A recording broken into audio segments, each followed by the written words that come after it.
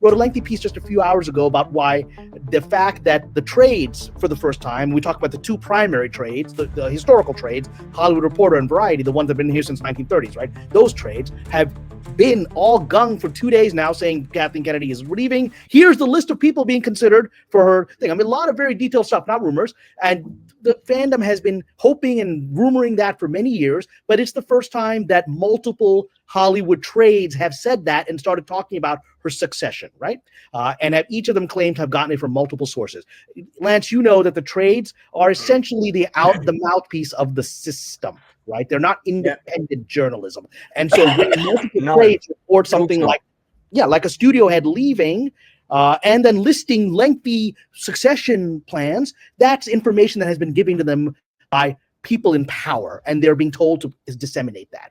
The interesting thing is the third trade, the more recent trade, Deadline, which is also owned by the same company as Variety, but they have separate editorial approaches, right?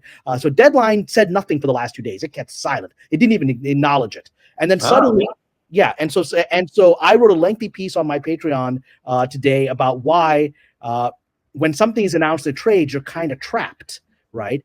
Because if a movie is announced by the studio and the trades, it's very hard to walk it back and pretend you're not making it, right? And so if someone is of and I think you know that, Lance, throughout history, people have kind of manipulated the trades to put out information that they want. And then once it becomes in the trades, it's the official narrative.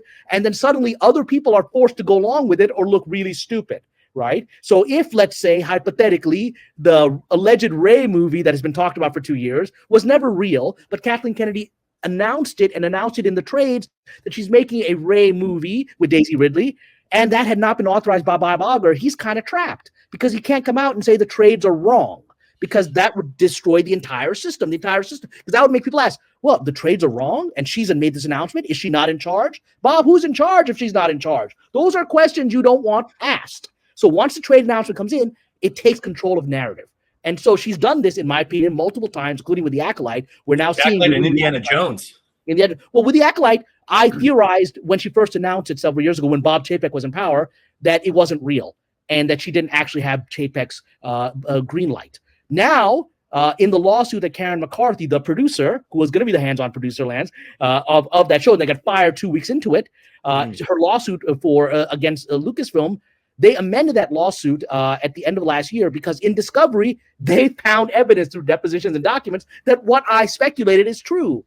That the amended lawsuit now claims that there was never a green light, that they hired Karen under false pretenses, implying that it was a media purpose, that she was hired because the project looks real if you have a major line producer attached to it.